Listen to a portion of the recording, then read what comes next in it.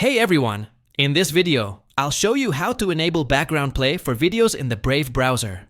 This is super handy if you want to keep a video playing while switching tabs or even minimizing the browser. Let's dive in. First, open Brave browser and go to YouTube or any video site you like. Play any video, then right-click on the video twice. You'll see a special menu pop up with an option that says Picture in Picture. Go ahead and click on that. The video will now pop out in a small floating window. You can move it anywhere on your screen and even switch tabs or minimize Brave. The video keeps playing in the corner. This is especially useful if you want to keep listening to music or a podcast while browsing or doing other tasks. Now, if you want to make this more convenient, you can install a small extension from the Chrome Web Store. Search for Picture in Picture extension by Google and add it to Brave, since Brave supports Chrome extensions.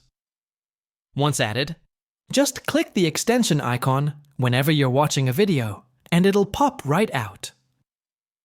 You can also control playback from your media keys or from the system audio panel in Windows.